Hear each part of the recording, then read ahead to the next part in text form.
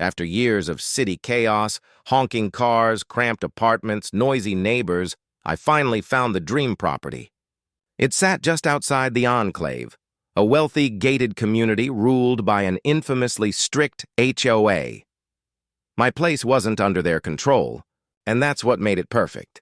The moment I stepped onto the porch, I felt peace. A wide yard stretched around me, a little garden bed in the corner begged for vegetables, and a tall oak shaded the mailbox.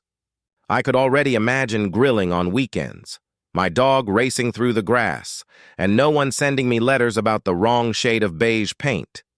The realtor even chuckled when handing me the keys. "You're lucky," he said.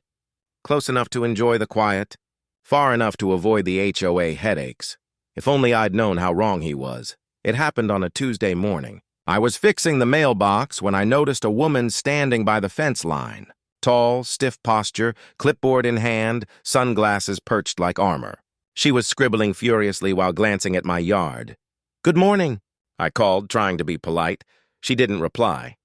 She just took a photo of my garden hose, then another of my fence, before walking briskly back toward the Enclave gates. That evening, a letter was taped to my door. It looked official, with the HOA's letterhead. "Your fence color is non-compliant. Mailbox must be repainted. Remove unsightly lawn equipment immediately." I laughed so hard I nearly dropped the paper. Non-compliant with what? My house wasn't even inside their gated community. But what started as a joke quickly turned into something much darker. 3 weeks later, a man in a uniform knocked on my door. He handed me a thick envelope and said, "You've been served." Inside was a lawsuit, filed by Karen, HOA president.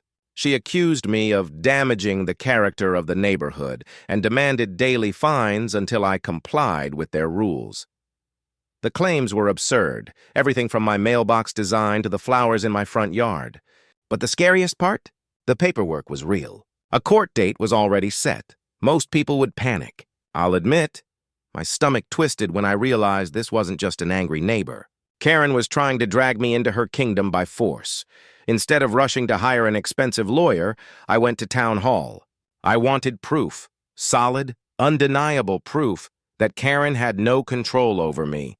I requested property maps. Sure enough, my land sat clearly outside the HOA boundary. Their jurisdiction ended at the iron gates of the Enclave. But as I flipped through documents, something else caught my eye.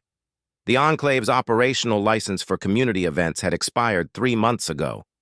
Renewal status? Pending. Without that license, their clubhouse, pool parties, and neighborhood festivals weren't technically legal. I walked out of the records office smiling. Karen thought she had me cornered, but I'd just found her first weak spot. The next morning, Karen marched onto my driveway with 2 board members trailing behind her like bodyguards. "You're wasting your time fighting this," she declared, voice sharp. "The HOA always wins. The sooner you accept our authority, the easier this will be." Her tone dripped with arrogance. The board members nodded, smug and silent.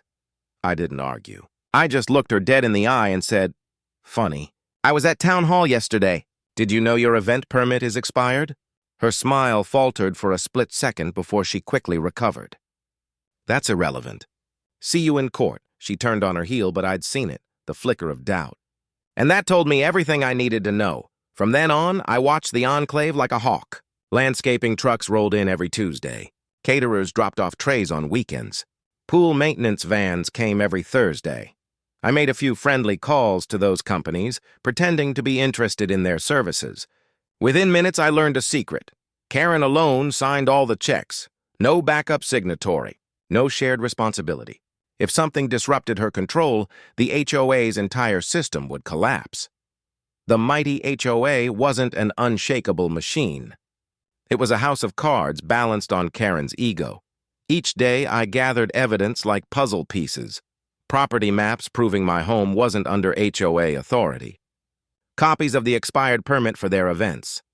Vendor conversations hinting at late payments and frustration with Karen. I wasn't just preparing to defend myself. I was preparing to flip the script. If Karen wanted a war, she had no idea I was already digging trenches. Karen bragged endlessly about the Enclave's upcoming summer festival, the HOA's crown jewel. Families, music, food, and the perfect chance to show off their model community. That festival ran entirely on the expired operational license I'd discovered. Without it, they couldn't legally host the event. So I filed a formal compliance complaint with the city. Inspectors scheduled a visit just 2 days before the festival. At the same time, I quietly reached out to the same vendors. "Hey, I'm thinking of hosting a small potluck on my property. Nothing fancy, just neighbors, food, and music. Would you be interested?" Several said yes instantly. After all, they were tired of Karen's attitude. I now had my weapon loaded, and Karen didn't even see it coming. The morning of the Enclave's summer festival arrived. Balloons lined the entrance, banners waved proudly, and vendors rolled in with their trucks full of equipment. Karen strutted around in her bright red dress, clipboard clutched like a queen's scepter. But she didn't notice the 2 city inspector vehicles pulling up behind the catering van. They stepped out, clipboards in hand, badges gleaming. "Ma'am, we need to see your operational permit before today's event begins," one inspector said calmly. Karen smiled confidently and flipped open her binder. She handed them a sheet like she was handing down the law itself. The inspector's eyes narrowed. "This expired 3 months ago. You cannot legally host this event." Karen's face drained of color. "That's impossible," she snapped. But the inspector simply shook his head. Around her, vendors began whispering. No permit meant no insurance. No insurance meant no work. One by one, they started packing up. By noon, the festival grounds looked like a battlefield. Half-erect tents sagged, food deliveries never came, and the pool area was chained shut by order of the inspectors. Families showed up in colorful summer clothes, only to find chaos. "Why isn't the music playing?" a child asked. "Where's the food?" Another family grumbled. Karen stormed from one vendor to another, begging them to stay. But her threats didn't work anymore. Without legal protection, they wouldn't risk it. The HOA's Golden Festival was crumbling before her eyes. And just across the street, the sound of music and laughter began to rise.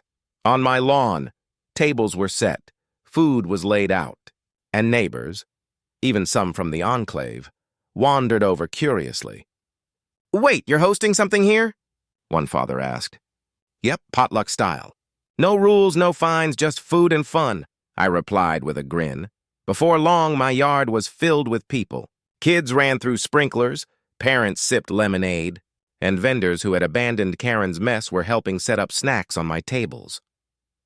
From across the street, Karen stood frozen at the gates, watching her kingdom fall apart while the real community came alive on my property. 5 days later, the lawsuit finally went before a judge. The courtroom was small, quiet, but the stakes were huge. Karen entered in a tailored suit, arms loaded with binders of evidence. She glared at me like I was already guilty. The judge asked her to present first.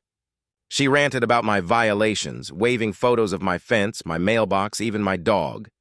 The judge's eyebrows rose higher with every ridiculous claim. When it was my turn, I calmly laid out property maps showing my home outside the HOA boundary. Then I submitted the expired permit copies and explained how Karen had no legal jurisdiction over me. "Your Honor," I finished, "this case isn't about community standards. It's about harassment." The judge didn't even hesitate. "Case dismissed." Karen's jaw dropped. Her empire had cracked in front of everyone, but I wasn't finished. I filed my own claim, harassment and frivolous litigation. The court agreed to review whether Karen could be held personally liable for damages. Whispers spread quickly through the Enclave. Board members were furious. "She dragged us into a lawsuit we couldn't win," one muttered. Another added, "She embarrassed the entire HOA." For the first time, Karen wasn't the untouchable queen. She was the liability. 2 weeks later, the HOA board held an emergency meeting. Residents gathered, angry about the canceled festival, the lawsuit failure, and Karen's reckless behavior. By a unanimous vote, Karen was removed as president. A formal letter of apology was written and delivered to my mailbox. It read, "We sincerely apologize for the actions taken against you. The Enclave recognizes your property lies outside our jurisdiction. Residents are instructed to respect your privacy and property lines. No HOA authority applies to your land. In short, I was untouchable.